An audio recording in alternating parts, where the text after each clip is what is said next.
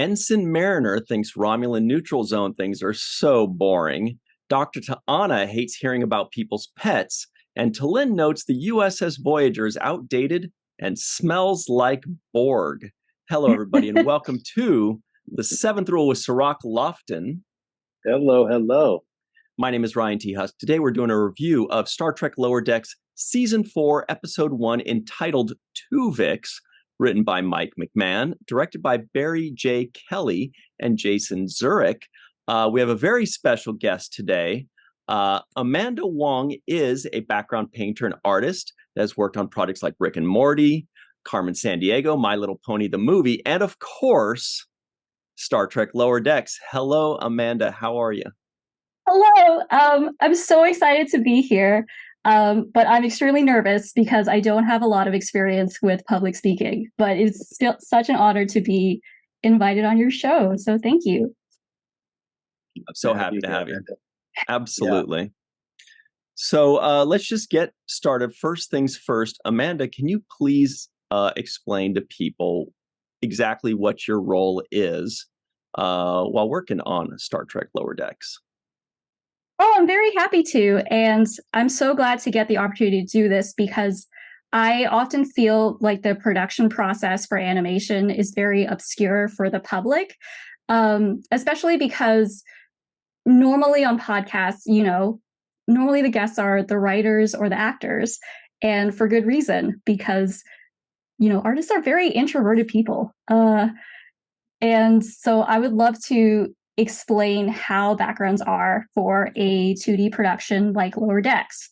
So for a live action television show like the ones that you've worked on, there is a physical space where the actors act in, and then you move the camera around that space to get the shot. That physical space could be an actual location or a green screen, but regardless, the point is there is actually a real space. And then on a 3D animation production, it actually operates very similar to a live action set where you build a location in 3D and then you can move the camera around that set. In 2D animation, there is no real space and there is no real camera. So the way it works, and then for those who are listening, for example, my Zoom background is the USS Vancouver Shuttle Bay because part of the production of Lower Decks is actually in Vancouver, and the USS Vancouver was kind of like a cute tribute to that. Someone has to decide what this space looks like. And then that job is the background designer who determines, where the barrels are, what the shuttle bay looks like, and so on and so forth. And then the storyboard artist, with the input of the director and other people in the production, will determine what each camera angle and each shot within the episode looks like in that space. So if we are taking this shuttle bay as an example, if there is a sequence that is going to occur within the shuttle bay, maybe there is one shot where it's like the right side of the shuttle bay, and then the next shot might be a close-up of Tendi. After this, you would need a background team to physically draw out what each camera angle looks like. And then on some productions, the person that does the black and white drawing of what each shot looks like and the color is the same artist. On Lower Decks, this job is divided into two teams. So there's a layout artist who does, the black and white drawing, and then the paint team, which is my team, paints each shot and does the lighting for each shot. I really hope that made sense because I'm not a writer, so I'm not really a wordsmith. So but great. Right. So you said the painting and the lighting. What does that consist of?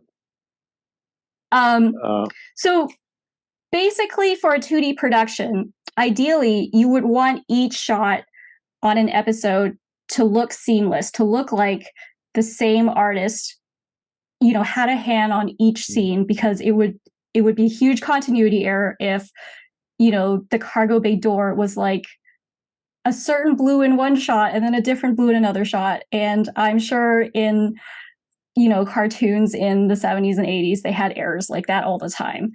And then this is where our artistic knowledge comes into play, because even though we have a master copy of the location from the background designer, then we have to use our knowledge of how things are lit within that specific angle. Like, if there is a light, if there's an overhead light on the left side of the room, what direction would the shadow be? So things like that. So Amanda, one of the big things about Lower Decks, people love this show, and Cirroc and I are people, so we also love this show. But one of the things that people love so much is those Easter eggs that are everywhere.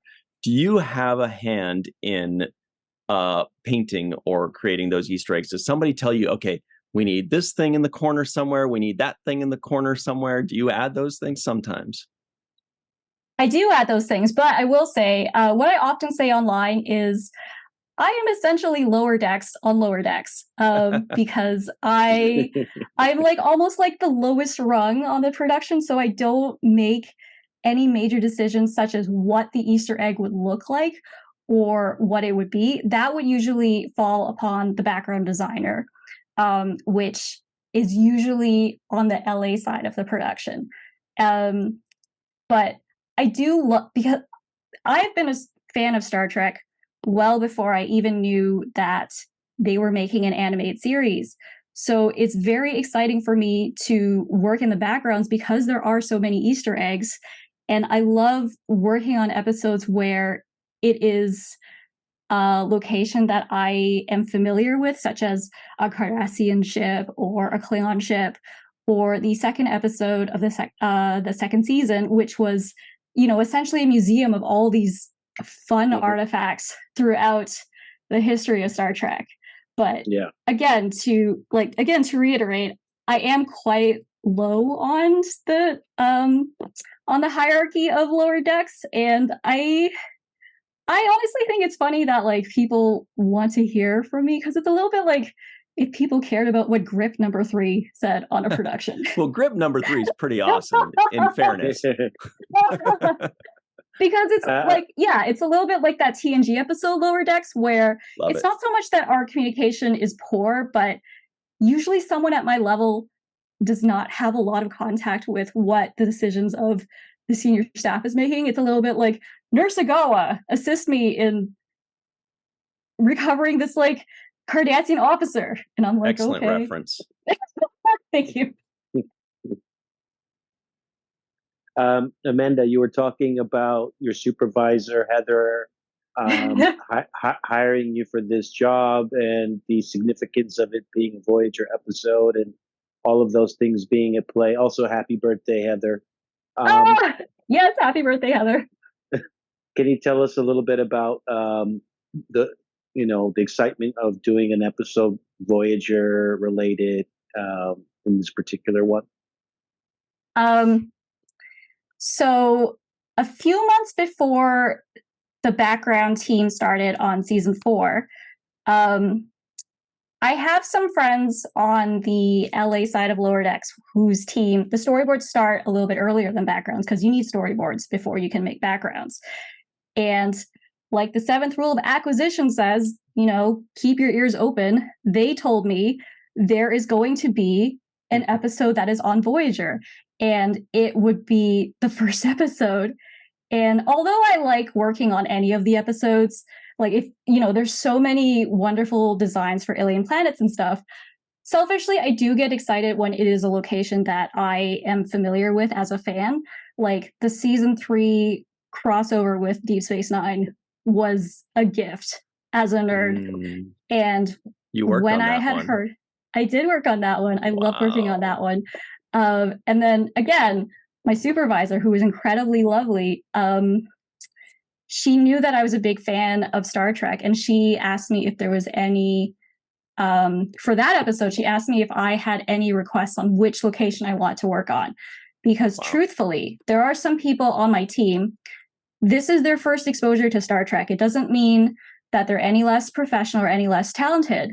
But, there are a lot of Star Trek fans on production, but for some people, this is one project among many in Vancouver, and one location is about the same as the other. But since she knew that I was a fan, I was like, I just want to work on the station, like as long as it's any location on the station. And then she's like, okay. So she put me on all these scenes in Quark's Bar. I'm a little resentful of Quark's Bar now because every time I watch Deep Space Nine episodes now, anytime there's a scene in Quark's Bar, I can't watch it because I'm like, I know how many bottles there are on that table. But anyway, regardless, I'm getting off track. So I knew that there was going to be an episode on Voyager, and I went to my supervisor and I'm like, can I please work on this episode? And she was like, Heather said, no, I don't think so. No, she was actually like, normally, and this is reflected in the credits of the episodes. Normally there's a team 1 and team 2 so that we can work on the odd number and even number episodes at the same time for speed. And she said, well, you're actually on the even number episodes, but okay. And then she threw me some scenes in the first episode. So thank you, Heather. And then so on this episode, so I had some scenes in sickbay, and I worked on some scenes in Astrometrics. And then Astrometrics made me very, very excited because Astrometrics is 7 of 9's primary workstation.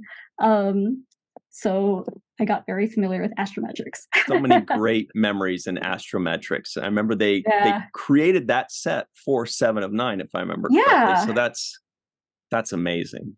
Wow. Were there any other things, any other little angles or rooms or anything that you were excited about with Voyager, or was it drawn salamanders? Or I guess that's not quite background, but what else was there? Anything else exciting? Well, as a fan, I really like this episode because I thought it was really, really well done. And I think Voyager is a really good fit with Lower Decks. I also really like the Deep Space Nine crossover, and I thought the writing was extremely reverent, and it was very exciting to check in with Kira and Quark. But the reason why I like this episode is because I think actually Voyager is a very good fit for Lower Decks, because even though there are good stories in Voyagers, like I really like some of the standalone episodes with 7 of 9 and the Doctor exploring their humanity and autonomy. But to be honest, there's a lot of stupid, there's just a lot of silliness in Voyager. And I think this episode is a tribute to all of those things, because it's not saying there's not silliness in the other, in TNG and Deep Space Nine, because there was that episode where, like, I think you were in love with Kira because of a Betazoid Xanthe. Yeah, you remember that, Cirroc. Yeah. But then with Voyager, there's so much like ridiculous body horror, and they're like, and this was kind of like a greatest hits episode, because there's like, get this cheese to sickbay, and there was Borg, and then there was like the salamanders and the macrovirus and the scary clown from the Thaw, and then Janeway's hollow boyfriend from that Irish village. Delete the wife.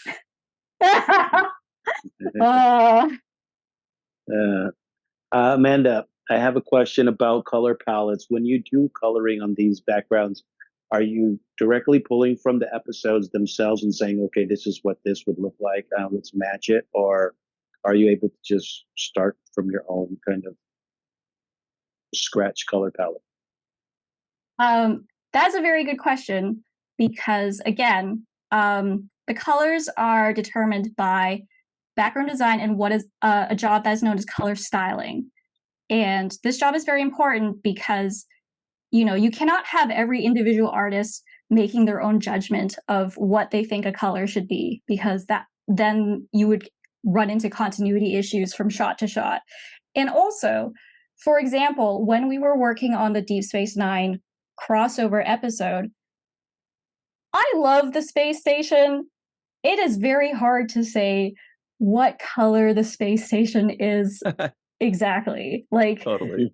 I heard that there was a lot of discussion on the design team where they're like, is this station brown? Is it gold? is it purple? Is it gray? And it has to be appealing for 2D animation. So it is very important that everyone, everyone agrees on what color things should be. And then once they do, they usually make a master copy of the design of that specific location. For example, for those listening, this is the USS Vancouver shuttle bay, and then once the episode moves to Vancouver, we'll play around in this already established design with what things look like and what the color is to pretend to move the camera around within the space. That's so I hope fun. that answers your question. That sounds so fun. Cirroc, what color was the set on Deep Space Nine? It was so dark. Yeah, what color was it actually? It's tough to know for sure. Did you ever see it with the lights all the way on? Yeah, I did. There was pastel-y greenish color and purple. Really? I would have never guessed. Forks had a lot of I would have said it was brown. The bars, the railing were like a dark gray. Yeah, I remember the colors. Another question for you, Amanda. The exterior shots, are those done by a separate team? And is there a background on exterior shots?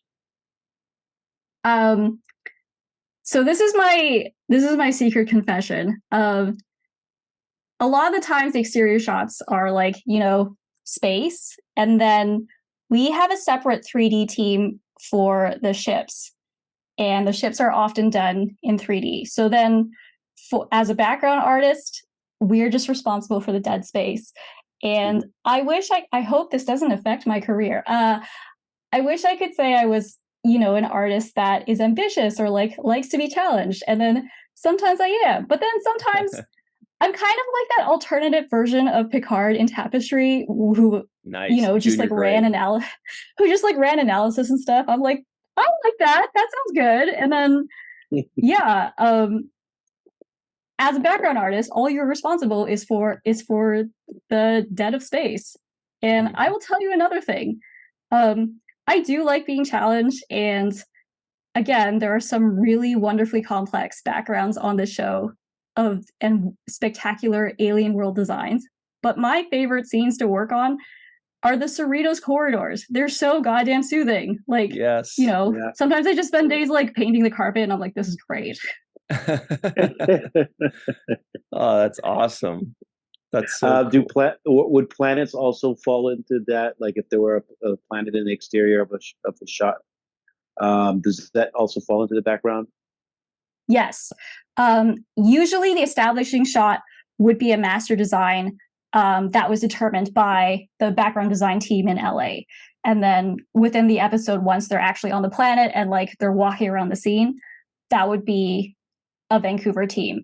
And then my job is it's actually a lot of, it's fewer decisions on what things look like and more just boring technical stuff. Because when you are thinking of things in terms of animation, things move around within the background. And then so it's our responsibility to catch that in the storyboards and, cut things up.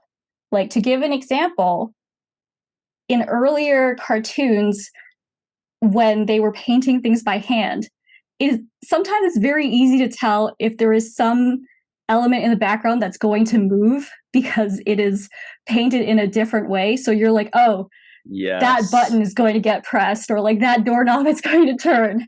And that job has actually not changed. We've improved so that so it's seamless and you can't tell.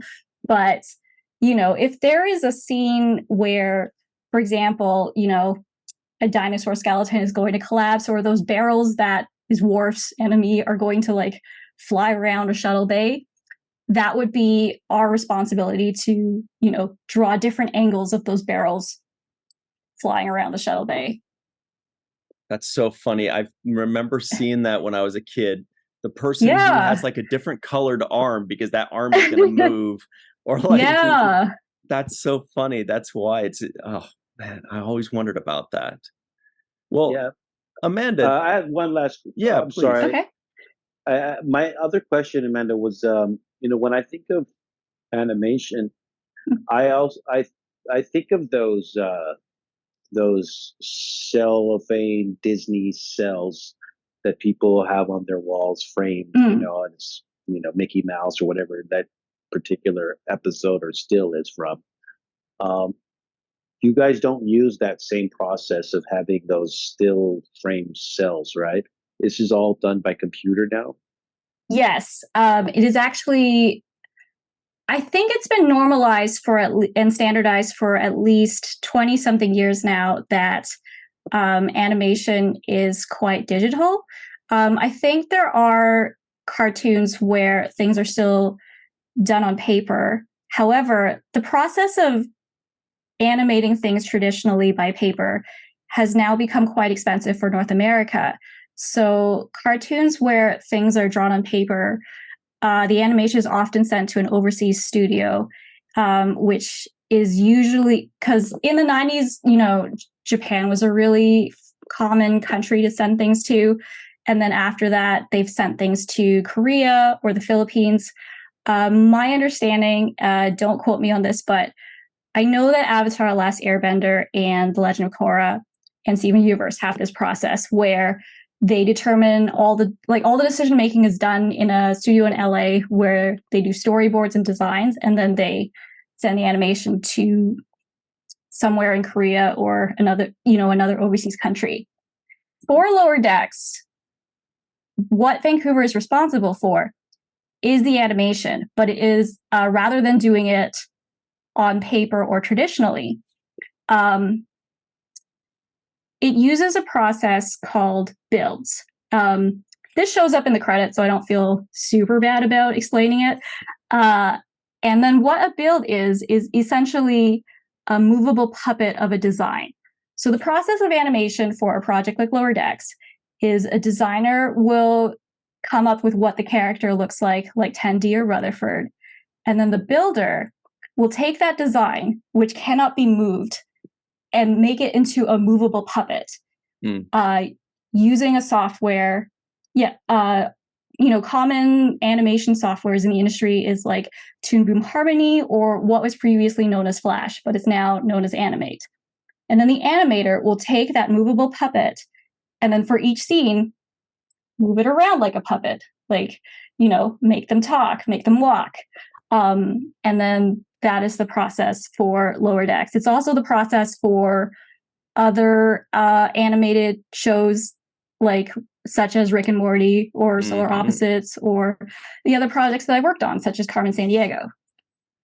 So, Amanda, I've got to know, besides Lower Decks, can you give us your favorite Star Trek series and favorite Star Trek character? Okay. That's actually kind of a complicated question for me. And then the answer I usually give is, I think TNG for me has the best standalone stories. They have the episodes with the highest highs for me, because I really like The Inner Light and I really like The Best of Both Worlds two-parter. But I think the series with the most consistent storytelling and the one that I rewatch the most often is actually Deep Space Nine. I love Deep Space Nine. And, it's so rich and it has so many wonderful characters.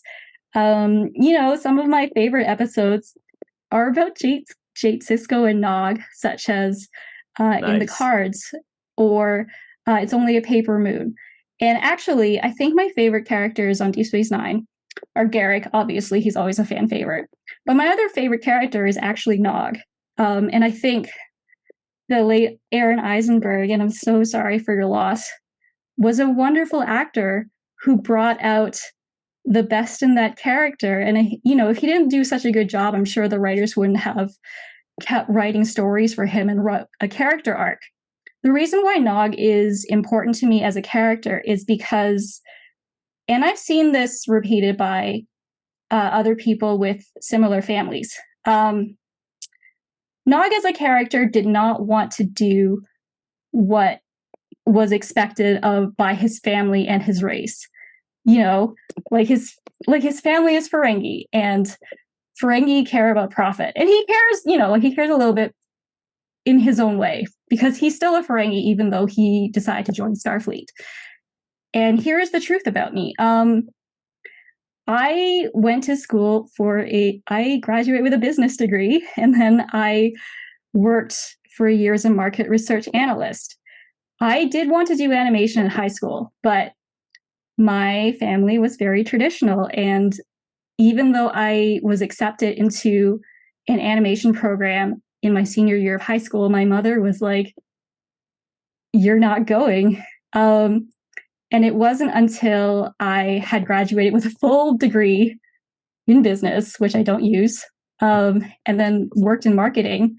And then by that point, I was like, I still want to do animation. And by that point, at least I was in my early 20s and I was living independently, which is different than being 18 and living with your mother. And then by that point, my mother was like, "Okay, sure, you're an adult now. You are responsible." And so I related to Nog. Wow. That's amazing. Yeah, and then also, like, beyond that, It's Only a Paper Moon is a really, really good episode. And that speech, that monologue at the end with Vic Fontaine is so heartbreaking and moving. So yeah, he's definitely one of my favorite characters. Wow, congratulations to you, Amanda, for having Thank the you. courage to Yeah.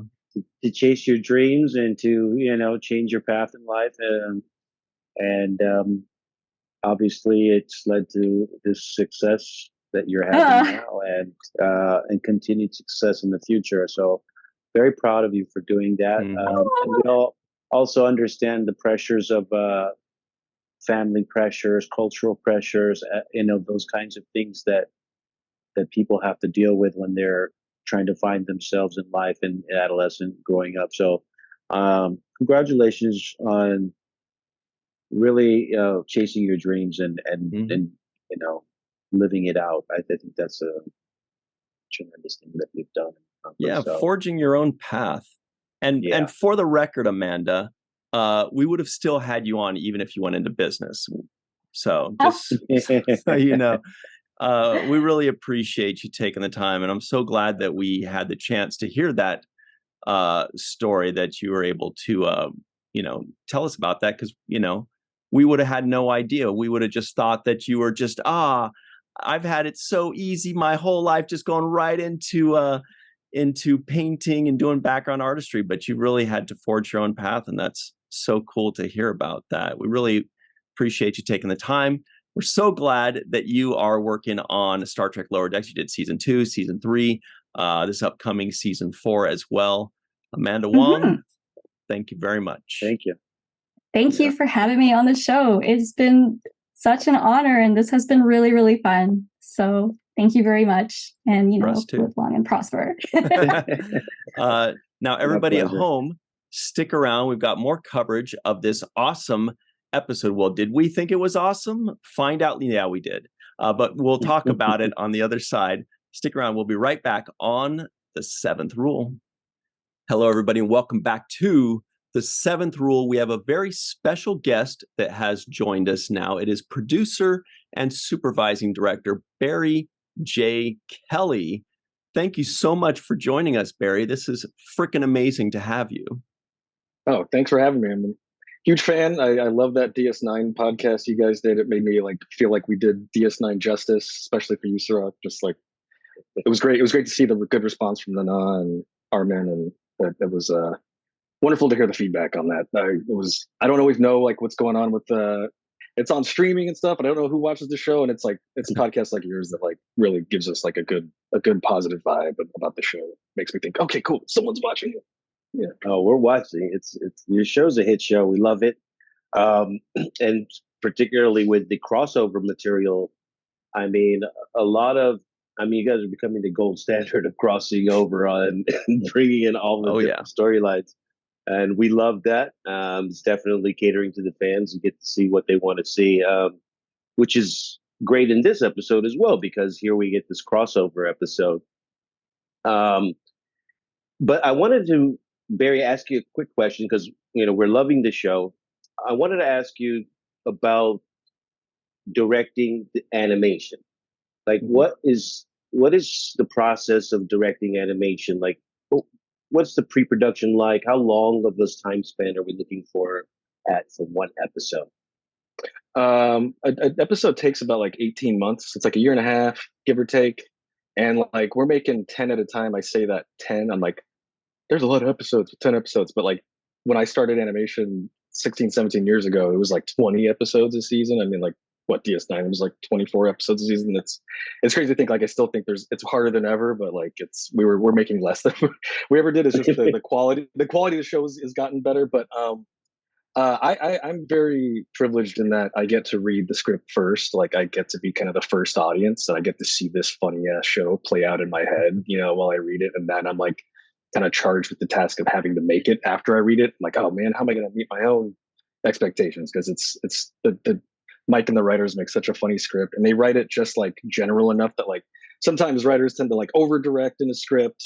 And sometimes they don't give enough information, and like what's great about Mike and his scripts is that like there's just enough, like there's a little planted Easter eggs, but there's still a lot of room for us to add. And what happens is like essentially like I'll sit down with Mike and Brad and Megan, like our producers and stuff, and we'll kind of break down the episode after we all read it, and kind of like figure out what's the scope of the show. Like we're going, there's always like, a personal, there's usually like a personal problem with our characters, but it's always amongst like a sci-fi backdrop, right? Like whether or not it's, a menagerie or a moon that's crashing into a planet or something like that.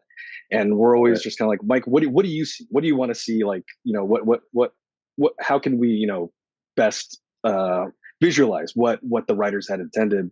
And from then it's me I'm just like doing sketches of like shots. And the way I look at our show is like it's a sitcom, like candy coating, I feel like, Family Guy and Simpsons and things like that.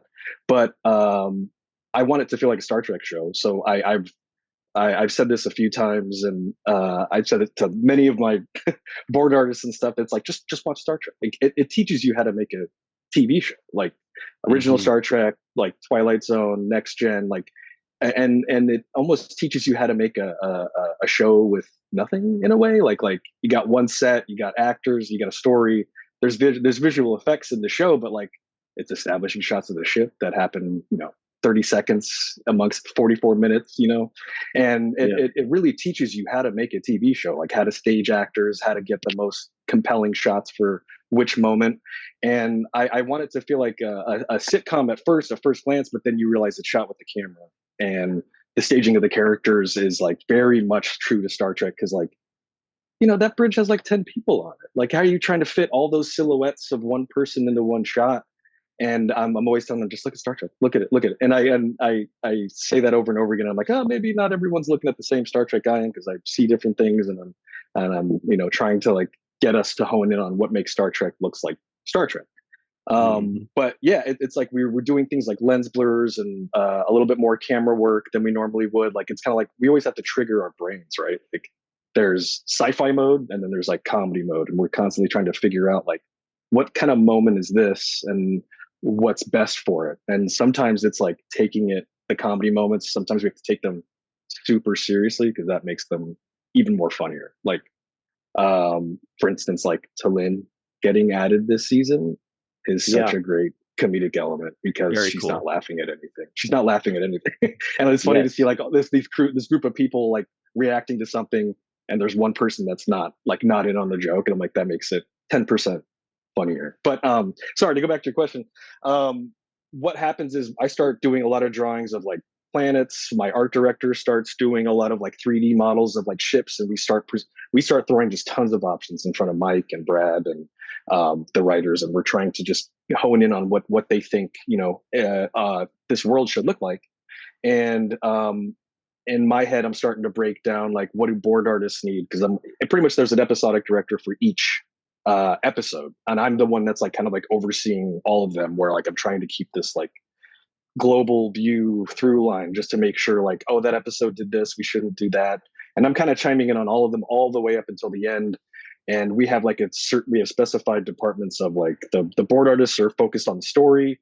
Then once the board artists kind of like finish their job and we've got like a good working version that's like a blueprint for the episode, it starts getting breaking down, and we have to like, there's 400 shots an episode. So like in each shot, there's props, there's backgrounds, there's characters, and like we have to start breaking down each one and trying to make each element, so that, the benefit of animation is that you get to create the world around you, but like you're limited by time. Time is our biggest problem, because we want to make sure that the show is can air and is producible. But once it goes into design, then animators take over. They start animating the shot, and once then, like the train's moving. Like once the animators are animating, we're like we can't really revert back. So it becomes like, what can we change now? What can we fix now? And how can we, without move in this big boat of a production that's moving its way through towards the finish line when we got to air, the air date. And after that, I'm sitting in on dailies. Like my day to day is like, I'm looking at boards in an hour. This morning, I looked at animation dailies, which is like just characters moving on a black and white background. I'll look at boards in an hour, and then after lunch, I'll look at comps, which is like where the characters are merged with the backgrounds and they're full color, and it looks much more like a finished show. But I'll look at like 60 shots for an hour, like all of different episodes. Like each of these meetings is like a different episode. And then at the end of the day, we'll do color correct for the finale right now for season 4, which is going to be amazing. I'm really excited for people to see it. We got some big surprises coming up. And my day is just like every hour is I'm looking at a different episode in different states, essentially, and just trying to keep a global view and keep Mike's vision, in order, without trying to break our crew too much. We're pushing ourselves. What's funny is, Barry, in that answer, you actually dropped some Easter eggs in how you speak. Just the way that, like, same thing as where Lower Decks has Easter eggs everywhere. First of all, you taught me that when Cirroc doesn't laugh at my jokes, it actually makes it 10% funnier. That's a great lesson. Cirroc, you're actually helping me there. You also mentioned the menagerie. And I know anybody that's seen episode 2, their ears perked up and they said, is it a miraculous menagerarium? I think is what it was, but we can talk about that later. You worked on a couple other shows that are very interesting as well. You worked on Star Wars Galaxy of Adventures, but also a second venture, the Venture Brothers. My friend Darth is an enormous Venture Brothers fan. It's his favorite show of all time, above even Star Wars. Is comedy just something that you are drawn to, or did you is that just the career path that you kind of fell into? I think I can't help it, really. I love action. I love sci-fi. I love that. And like, I don't know, making something fun, I think is very important to me. I think like, and comedy, and I don't know, I originally, I wanted to be a comic book artist, growing up, and like, but I was in love with film and movies, and I don't know why animation didn't trigger in my head that you could do the drawings and, do filmmaking at the same time. And it wasn't until like I moved out to LA and found myself interning in an animation studio, being like, this is what I should do. And I moved out to LA and I learned, like, I thought I could draw for my high school friends. And I when I got out to LA and I got around professional artists, I'm like I don't know, I saw what it learns to take a professional, like to be a professional. And but I knew editing and compositing, and I did that for like 10, 12 years. Like I was doing behind the scenes videos, I was doing corporate videos, whatever it was, it was like nonprofit stuff. And I eventually found myself at the studio Titmouse, where I was editing boards that I really wanted to make. Like I was like, I didn't know I could do this kind of sci-fi action thing. It was this show called Motor City. And I realized, I could learn. I was learning how to draw like part-time, because I was studying the boards I was working on. Editing animatics, which is like just cutting together storyboards, like still images. It's like a comic book blueprint of an episode. And my first like real storyboarding job was on Venture Brothers. I was doing like small revisions here and there, like just revisions in boards is just like fixes, just like, oh crap, the character's off model. This character was supposed to be 10 feet tall. They drew him 2 feet tall. You got to fix them all in shots. And just like labor, and I was learning to draw at the same time. And eventually found myself kind of like doing that job, and Venture Brothers was like one of my first real board gigs, and it was like, again, like a school in itself. Chris McCulloch, the creator, is like, he came from The Tick, he came from, you know, really great comedy, and his expectations are super high. Like just what are the characters doing in every scene? You know, there's a lot of cartoons where like if characters are standing and talking, they're just standing and talking. They walk, stand, talk. And like with Venture Brothers, it was kind of like a school in comedy of like, why aren't the characters doing more? Why aren't they, shouldn't they be eating while they're having dinner? It's kind of weird. Nobody's eating, right? And it's just like, there's a script, right? And the script tells you what lines need to be said, what action needs to be happen. And then there's the story, and the story is behind the script. And it's like, what are these characters doing? You know, like Talin, like it's never written that like Talin is supposed to look unamused or anything like that. But as a board artist, as a story artist, you need to be able to read a script and understand like, while this action note is happening, there's 6 other things happening that need to track. And on Venture Brothers, it really was like that. Like there's 10 characters on screen. They're all crazy different sizes. They're all crazy different character designs too. Like some, you know, Brock Sampson is standing next to like a small Jonas Venture, who's like 2 feet tall, and it's like, how do you make shots with characters that size? It's impossible. It's crazy. And it was a bit of like a comedy school, and like from there, I just found that like sci-fi comedy is what I really want to do. Like just fun sci-fi. Like I love spaceships. I love Star Trek. Star Wars was something, you know, I did previously. And what I like about animation in particular is that you can make, with Lower Decks, with the Star Wars stuff, with the Venture Brothers stuff, is like I learned that like maybe animation is dismissed by a lot of adults as being like a cartoon thing. Like, you know, it's like, it's for kids or whatever. But like what I've learned in animation is like it can be anything. It can be we like in Lower Decks, we can make it be horror, we can make it be, you know, drama, we can make it be comedy, we can make it be action. We can go anywhere, and our style is very flexible. We can do that, you know, like especially which you'll see in this season. We get the most, like, I think it's the most confident season we've made so far. Nice. Oh, wow. That's good news. You mentioned a problem that we had on DS9, which is trying to get Nog and I in the same shot. So yes, I understand the difference of trying to get 2 people in the same shot. How they did it. I don't know either, but yeah. So you know, you touched on a lot of things. I wanted to ask you about this episode also had Jason Zurich's name on as directing in this Twovix episode. My question is, 2 directors working together on a project, what's that like? Jason has worked on the previous 2 seasons, and we kind of did a hybrid one on this episode because he had to leave. He had to make an exit earlier, and then I finished out the episode, and which was kind of fun because I was an episodic director on the first season. And then I haven't really had a chance to do that in a while. Like it's usually like taking an episode and just kind of focusing it on yourself. Like I feel like as a board artist, you're kind of like the first director. You kind of like, you get to like pick the shots first or whatever, and then you're kind of presenting it, and you got to pitch it, right? Like everything's a pitch, like just from a drawing to a design to anything. So it's always like a little nerve wracking when you're pitching to someone. You can feel someone watching it, you know, behind you essentially. But I haven't had really been able to do that. Like as the more you like have to direct, or from board artist to director to supervisor director, the less you get to really do that. So it was a little bit, it was like, oh, I forgot what this feels like to do season 1 stuff, where like I'm actually getting to like pick the shots, and I'm not just having to give notes. A lot of times in directing, you're kind of like just giving notes, like giving thoughts, and you're trying to like just be like as clear as possible, as communicate as best you can, just so that you can kind of like, you don't want to do their job for them. You just kind of want to like, you know, to give them wings and fly, you know, take the show, take your ideas and make it your own, you know. But yeah, on this one, it was especially great just to be able to like work on the episode with Voyager, and with you know, Voyager's like our guest star in this episode, and totally. I love that main theme, and I was like, oh, I can make a sequence to the to the Voyager theme or the Star Trek Generations score. Like, oh, it was fantastic. I really hope people like the start of this season. I mean, we loved it. And I don't know if you noticed, but Voyager fans are a rabid bunch. So I'm sure they are going to go nuts for this episode.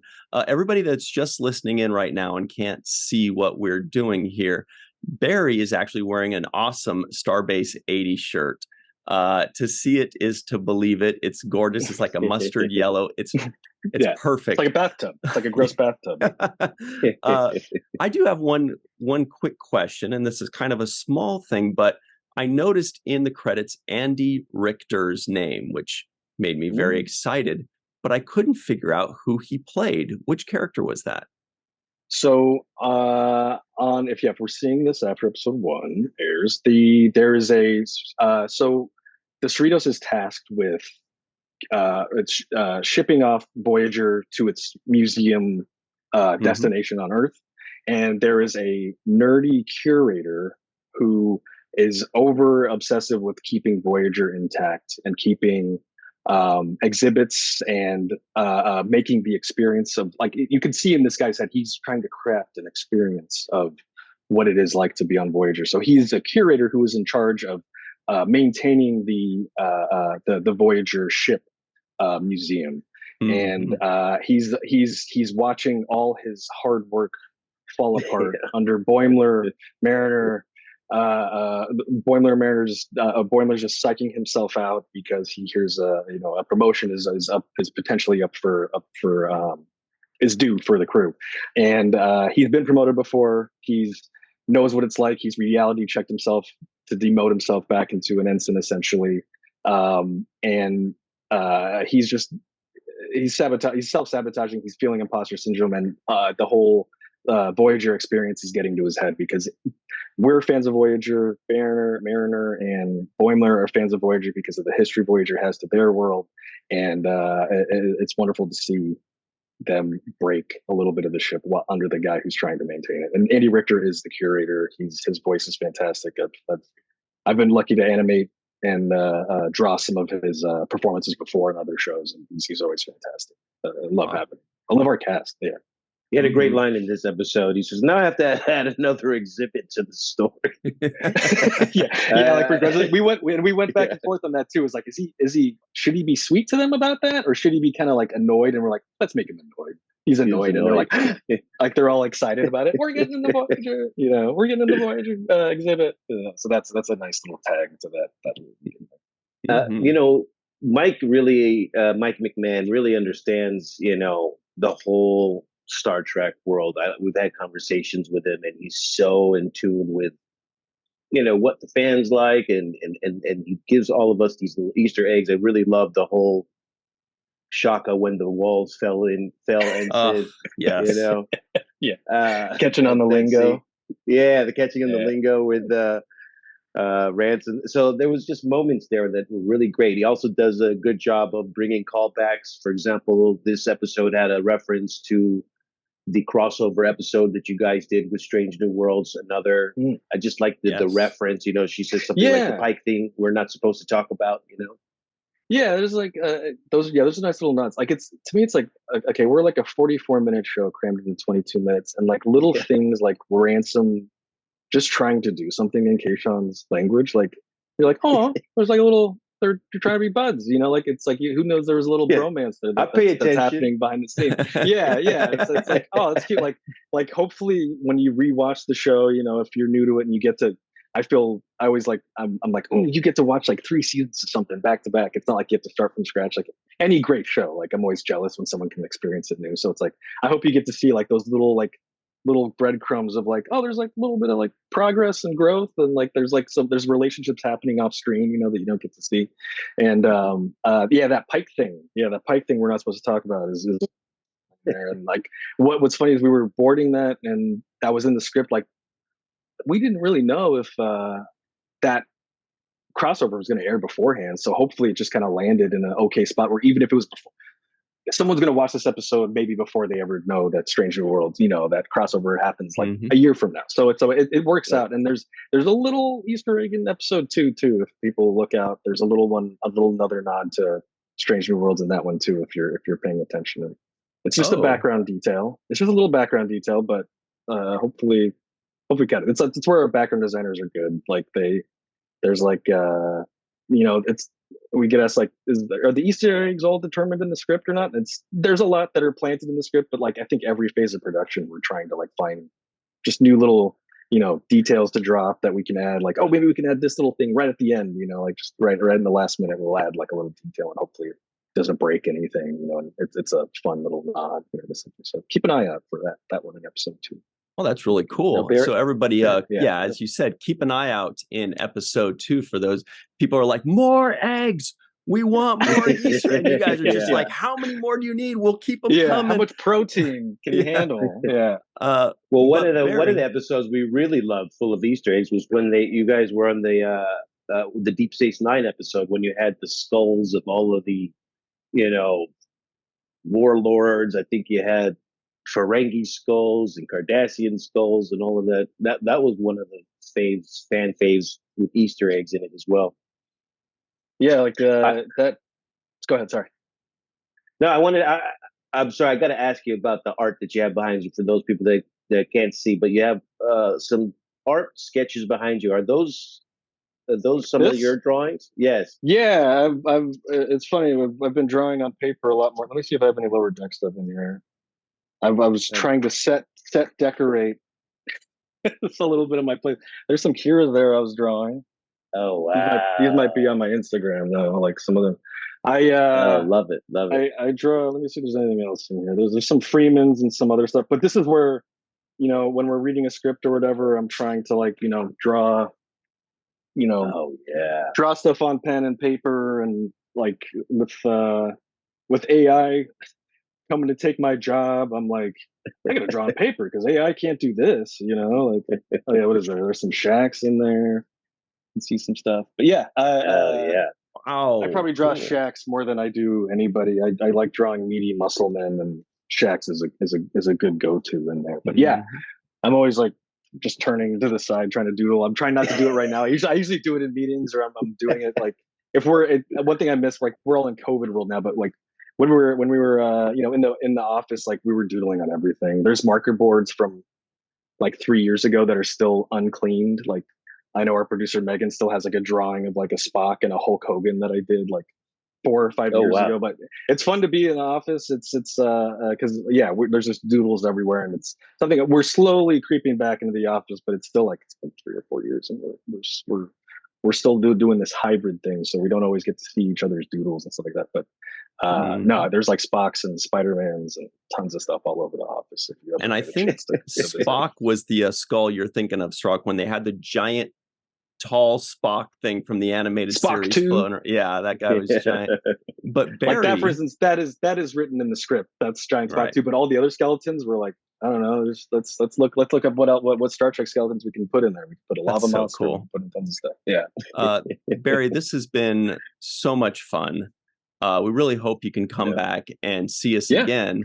We're really looking forward to 9 more episodes of Lower Decks and 9 more seasons of Lower Decks. So you guys been doing great. We really appreciate you taking the time today, Barry. Absolutely. Thanks so much.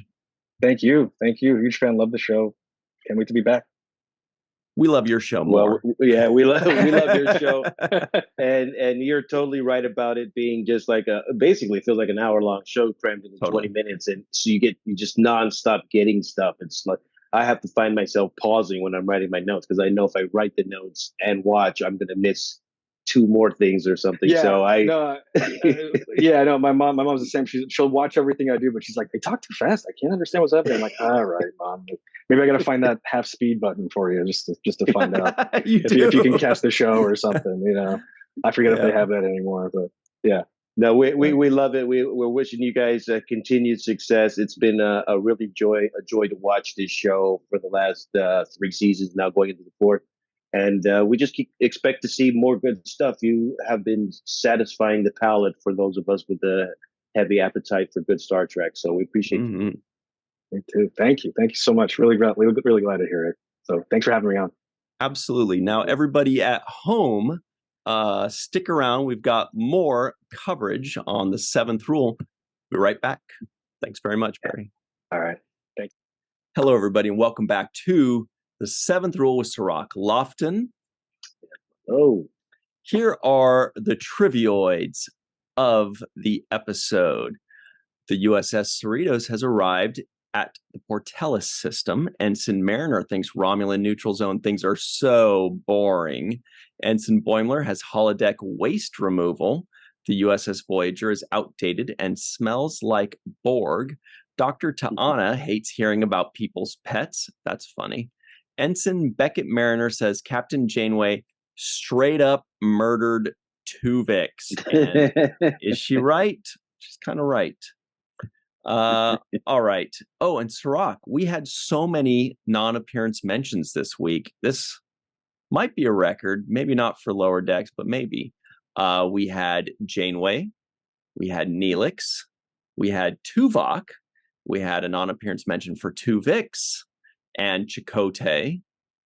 We had one for Pike, the EMH doctor, and I don't know. We'll have to let everybody in the comments below. What do you think, Cirroc?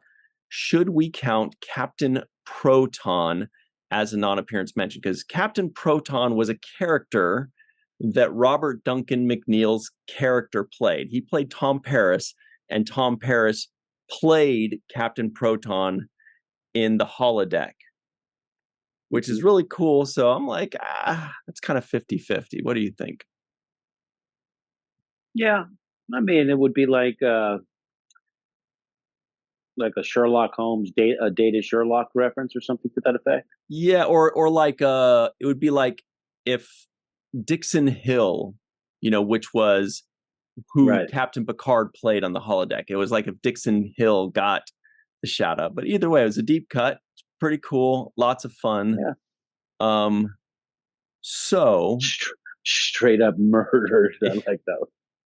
That's I mean, that's been such a big topic of conversation. I believe AOC even tweeted about Twovix getting murdered on Voyager. I'm serious. That's how big it is that people are talking about it. So that's why it's funny that Lower Decks was like, wait a minute, Janeway just killed Twovix? And then of course when Tillips, who was Ta'ana and Billups merged, which I think is one of the funniest and most brilliant things ever, is just a bunch of Twovixes. But when he found that out, he's like, wait a second, they're going to kill me? Yeah, they're going to kill you, bro. I laughed in this episode a lot. When B'Elanna when Tillips was created, there was a moment there when Shaq says, "How many physical memories do you have from before?" That look on that was hilarious. I love that moment. Because that look on Tillips' face said, "Oh, I remember everything, and I need to take a shower." Yeah, I thought that was hilarious.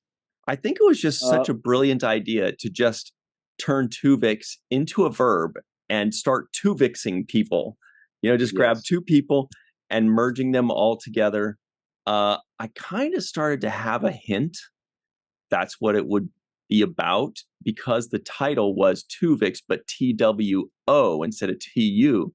So I thought, what if it's an episode about a second Twovix kind of situation happening?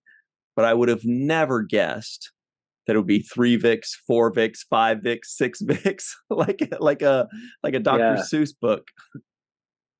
My favorite was Swalins.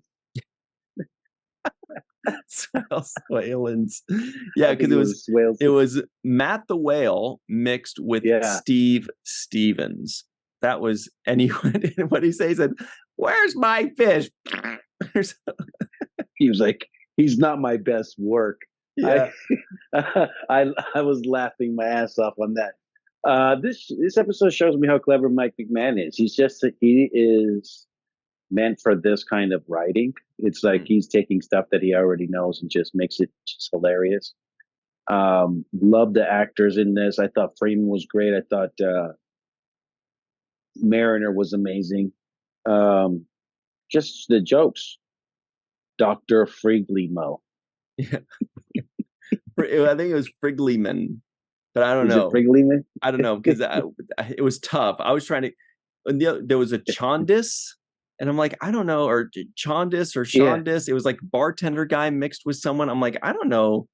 But that must have been so much fun in the writers' room to start because they had their main characters kind of doing stuff, so they needed to come up with And Shax was mixed with Ensign Barnes, so he was Shabarnes. This was way too much fun. I thought that was brilliant. And then you start rooting for more. You're like, mix more people. Yeah, mix them up. Yeah, I was ready. The jokes were just flying in this one. There was another one where Ransom is talking to that alien who talks in those puzzles. Kayshawn. Yeah. Yeah. He's talking to Kayshawn and he says, "Shaka when the walls fell, Ensign." Yes. And this is actually from the episode Darmok, Next Generation Darmok, where Captain Picard meets Captain Darmok. And, he always says, Shaka when the walls fell is one of the things he says. But he said, no, his name's not Darmok, because he says Darmok and Jalad at Tanagra. The captain's name is actually Captain Dathon, I believe is the character's name. But anyway, so one of the things he always says is Shaka when the walls fell. So when they said that has got to be one of their favorite things that they say. And he's like, you've been listening, or something like that. He says something, his eyes opened, which was another thing that they said. Yeah. In the Soka, his eyes uncovered. Yes. He says, I pay attention. That was beautiful. Great. That was great. Little moves. I mean, the dialogue's hilarious. When Mariner says, "Did you just pet me on the head?" Yeah. And Boimler's response, yes. I know, felt weird to me too. Yeah, sorry. Bro, those little throwaway lines are so smart, because if you're not really paying attention, you don't really catch it. But if you go back and listen to it, you're like, that's actually a really funny line. Like, that was beautiful. This is, I believe, when Captain Dathon tells Picard that line about his eyes opened right here. He yells it out. And that's the alien species, Temerian. This is Captain Dathon in the episode Darmok. Anyway, really just, it's one of the most famous Star Trek The Next Generation episodes. Really just super smart. It was played by Paul Winfield, if you know Paul Winfield. So anyway, very memorable. So every time we see this Kayshawn guy, they're like sneaking in little references, because that's the only other time we've ever seen a Temerian is in that one episode. So they're actually expanding the race. One episode, yeah. They kept referencing how kooky Voyager was. Another kooky Voyager solution.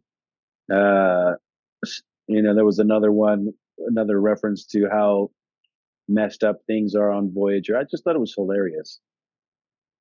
Yeah, there were tons of references. Oh, but here was a bummer. So all those characters that came, those were all characters we've seen. There was the salamanders. Did you see the robotic salamander that took? Yeah. Hilarious that it took the captain's chair. That's so funny, because those salamanders were actually Tom Paris and Captain Janeway's babies. It was like their offspring or something.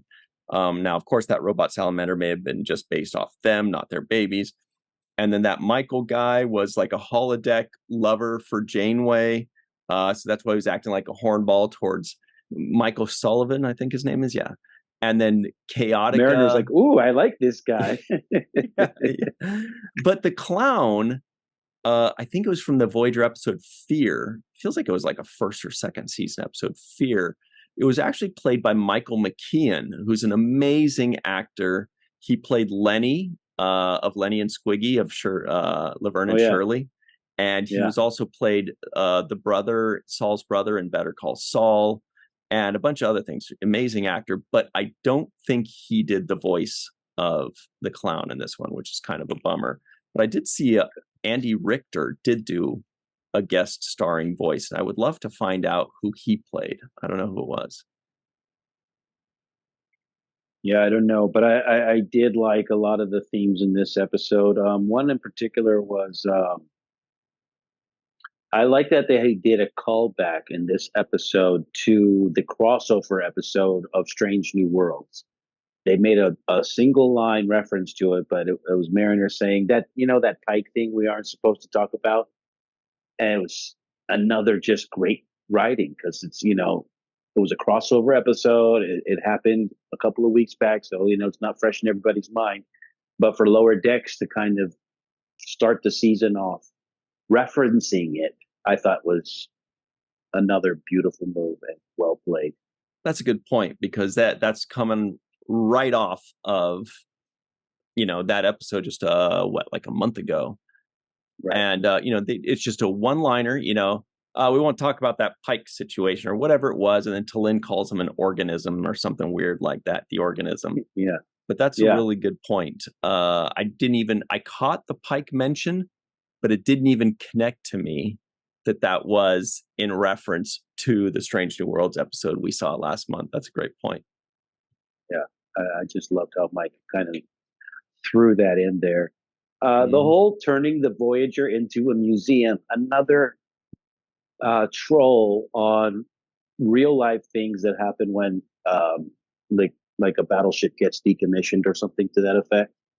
You can go down and see, you can go and see a ship sometimes. You go visit it, and so that I thought, oh, that's cool. They actually taking that same concept, what happens in real life, and applying it to these, to the Voyager ship. So I thought another clever crossover between real life events and how they played this episode. So loved it.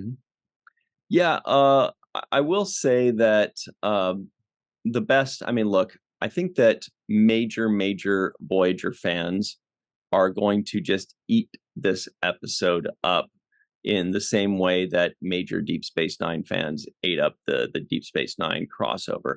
This was like a love letter to Voyager, not so much a love letter to necessarily the characters of Voyager, but just Voyager as a whole, the ship, the lore, the inside jokes, the villains. I mean, that was so fun. And it was so cute to see all these characters that we recognize, and they're carrying around little mannequins of Harry Kim. So Harry Kim had a mannequin. He didn't get a non-appearance mention, but at least he got a mannequin. There was a Tuvok mannequin. There was a Janeway mannequin. All these, they were just, and I'm sure there are so many things that I even missed, right? I mean, because that's what they do. They jam-pack these things. And then people like Amanda Wong get to add all the little details in the background that we all pause and zoom in on here and there. So they only gave Harry Kim a mannequin, huh? They didn't give him any non-appearance mentions. No, and I believe he still had that one pip. Yeah, it's funny because they do the Voyager episode, and they don't acknowledge Harry Kim fully. They have, I guess, the mannequin is an acknowledgement, but it's the same episode where everybody gets promoted. Which is hilarious. Oh my goodness, you're right. The Lower Deckers got promoted before Harry Kim too. On the Voyager episode. Wow, you're right. I didn't even. That's so funny. And is Rutherford going to be there, Harry Kim? Is this where we're going with this? Where they're going to be by season 9, they're all going to be commanders, and he's still an ensign, And it'll be like, that's okay. I just like fixing stuff or whatever he's. Oh, that would be funny. We also got a new character, right? Is this a new character, the Vulcan scientist? Yeah. T'Lyn, do you remember in season 2, there was an episode called Wedge Dudge, which in Klingon means 3 ships, I believe. And it had 3 different ships. It had at the very end, it had Borg babies and had a Klingon ship and a Vulcan ship. She was introduced there. And a lot of the fans thought that she was going to then show up in season 3. But she never did. And then at the very end of season 3, the last minute, it showed her arriving. And so now she's going to be hopefully the 5th Lower Decker. At least I hope so, because I love, adding a new character to, keep things fresh. Otherwise, things can eventually get stale. If you have 4 new characters for 15 seasons, but now we have this new character that has a very different personality than all of theirs. So I'm really excited about that. Yeah, I think it's going to play well, that character. It looks like it's going to be somebody that also allows Tendi to get some more something to bounce off, someone to bounce off. I love the line where Billups talks about having a dragon named Fiddlefix, and Tom is like, "What does everybody tell me about their pets?" I thought that was a hilarious line. Yeah, because I don't know. I feel like it struck a chord there where it's like, I'm sure there are a lot of people out there that have this thing where they're like, why is everybody got to tell me about, fill in the blank? Like I'm their designated whatever. Yeah. And so clearly they're all trying to identify with her. They're like, oh, hi, cat lady. I once had a goldfish. Like she's supposed to go, oh, wow, we're like family. Thank you for telling me I feel seen. And she's just like, why? So, take that wherever you want to take it. But that's definitely a thing that happens. It is. And I thought it was funny they mentioned it. So, I mean, it's just, I love when Ransom tells Boimler to stop helping Ensign Boimler. It's like, because him helping always messes things up. And then, of course, he starts off by saying something to the fence. He says, unless, of course, you screw up in a historically significant way. It was just like the setup for, what was about to happen. So I just like this episode. Obviously, I don't know too many of the references from Voyager because I, don't know that. I do know about the Twovix episode. I didn't watch it, but I know that it exists. I know what the basis of it is. So I could understand that. But the one thing that did kind of throw me off was the end of this. It kind of ended where I thought, okay, this is the end, and then it's over. But then here comes a whole extra scene with the Klingons. Yeah. Completely off storyline, and didn't even really leave me to think this is a to be continued moment. But I guess it is, because I don't see why else you would put it there. But yeah. It was completely strange. I would say the last 2 minutes or 3 minutes where the Klingon stuff happened, I was like, by watching another episode, I had to check to see if it went into the next episode. Or we not. accidentally slipped into the episode 2. Yeah. So what did you think of that? Well, one thing I liked about it, and for me, I'm like, okay, so I get why they did it because they're setting up the season's big bad, right?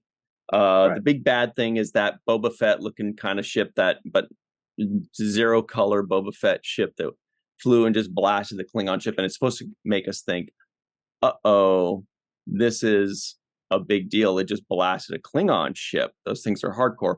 But to be honest, my favorite part about that was just seeing the Klingon in the background in a towel, because that's what they have in the lower deckers. There's always that guy walking around in a towel, and then the Klingon ship had that. Those little pieces of detail are what I really focus on, and these guys do so well. Other than that, we'll see when that comes into play. Obviously, we know at some point this season it will be the big deal. Relative. Yeah. So the couple little things that I noticed too, Neelix's chef's hat, he was also a mannequin. They had Leola Root, which was cute. The Voyager music was playing a few times, which was gorgeous when Voyager was being introduced. That alien, the guy that was watching Voyager, I could not tell what his name was. It sounded like a Beljo Tweakle. A Beljo Tweakle? I don't know. I'd love to find out what the heck that guy's name was, because I couldn't figure out exactly what he said his name was, and I did not recognize the alien. So I don't know if you caught it. I didn't watch it with subtitles. I don't know if it was possible, but I didn't see it with subtitles. So I had to guess a lot of things too. Whether, if I wasn't 100% sure. Yeah, we don't have access. There are no subtitles in. And which alien are you talking about? The one that was the curator for this museum? Is that? Yes. Yeah, that guy. Okay. Yeah, he had a few funny moments there. That character. I like most notably towards the end when he says, "Oh God, no! I have to make another exhibit for the story." I thought that was funny. Yeah, that's cute. I loved Rutherford's line when he says, "We broke Voyager." I like the way he talks. He has a voice that I can almost listen to all the time. He's just so, I don't know what it is about his voice. It's so pleasant. But I also hear him a lot on commercials on the radio. I listen to radio a lot, and the guy who plays Rutherford is all over the radio on various commercials, specifically for the Wendy's advertisement. Oh, really? So you recognize Yeah. him right away. You're like, I know that voice. Yeah, I'm like, that's Rutherford. He's doing Wendy's. What is this? What's going on? So it's pretty cool, actually. Now, everybody at home, in the comments below, let us know what other references or Easter eggs we may have missed. We got all the mannequins. The macro virus is from a great episode as well of Voyager. Janeway gets her like Sigourney Weaver Aliens moment. Like she gets a gun, she throws off her jacket and she walks around with a gun and she's like killing macro viruses around. It's pretty crazy. Neelix's cheese is a reference, but I'm sure there are a ton we missed. So let us know in the comments below. I saw a benzite in the corner on the Cerritos that I always love to see, like our good friend John Putch plays. He played Mordock and Mendon. Now we have another benzite that's hanging around on the Cerritos. Sometimes we see him. But any final thoughts on this episode? You liked it? You didn't like it? You loved it? No, I liked the episode. It was fun. I like, Lower Decks has its own pace, its own quickness. It moves very quickly. It gives you a lot of visual stuff. So they pack a lot of stuff into that small amount of space. So there's never a moment where you're sitting around feeling like dull. I mean, it's almost like you have to try to pause it to catch everything because there's so many things to catch. You can't look away. Yeah. You can't answer the phone. Yeah. You can't text. Like they're hitting things every 5 seconds. Yeah, they're hitting things every 5 seconds. Even when I stop to write notes, I have to stop and pause it because I know I'm going to miss 3 different things just while I'm writing down one thing. So yeah, no, this episode had a lot of elements to it that I enjoyed. It was good, and making these callbacks on the legacy shows, I think it works well, especially for this particular show that's able to cross over onto all of these shows and still keep their own identity. So this is a great show. I liked it a lot. Also, shout out to Bonnie Gordon, who I heard as the voice of the computer several times throughout the course of this episode. Was that her? I'm not sure. I thought it might be too, but I can't tell. I thought it was Bonnie. It sounded like her, but I didn't see her name in the credits. Okay. But I don't know. Because I was kind of 50-50 on it too. I hope so. I mean, I thought I heard her as the computer. Yeah. Might just be a similar one, but either way, Bonnie's killing it on Prodigy, and I can't wait for Prodigy to come back around as well. If that is her, it sounded like Bonnie, right? It did. It very much did. When who was it? Shax was talking about the safety protocols. I think it was. Yeah, I actually had to rewind it and re-listen because I had the same thought. I was like, "Is that Bonnie? Did they just?" Yeah. But I don't think so. But I'm not sure because it sounds very similar. We're gonna have to ask her. We'll follow up with that, guys, and give you the answer next go around. We got to ask Bonnie if she was guest starring in this episode, at least for that voice of the computer. It makes sense. Yeah, and I think that for me, I like this episode because I think that it was such a brilliant idea to do the Twovix thing again, but even more so that they started to create an army of different Twovix combinations. And that's the kind of stuff that you fantasize about. Like, when that happens, you start thinking, well, what about this guy and this guy? What about these two? What about, and you start making up names. That's the kind of fun stuff.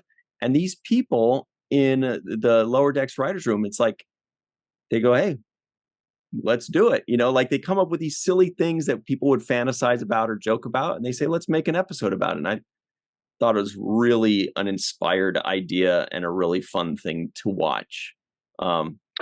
In the comments below, I'd like to hear everybody's opinion on who they would like to see comboed into a Twovix character. Yes. Give us 2 characters, Star Trek characters that you'd like to see blended into one. So, Boimler and Mariner would be Boiminer. Oh God! All right, never mind. Never mind. No, that's just for starters. Everybody go wild. But I love that. Yeah, dude. Let's hear everybody's ideas. I got Boiminer.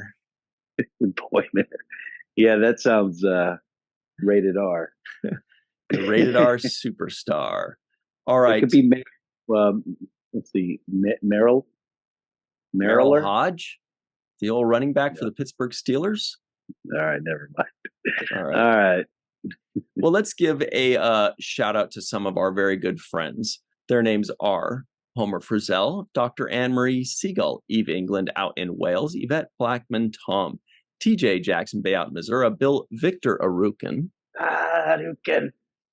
Titus Moeller, Darlena Marie, Dr. Mohammed Noor, Tierney C. Diekman on a post, Anil O. Palat, Joe Balsarati, Mike Gu, DQ, Justine Norton Kurtzen, Dr. Stephanie Baker, Carrie Schwent, Faith Howell, Edward Foltz, My Live from Tokyo, Matt Boardman, that's the Matt Boardman, sorry, Chris McGee, Justin Weir, Jake Barrett, Jane Jorgensen, Henry Unger, Allison Leach Hyde, Julie Manosfi, Marcia Classic Schreier, Greg Wickstrom, and of course, Dr. Susan V. Gruner and Jason the Outrageous Oken. All right, everybody. Great start.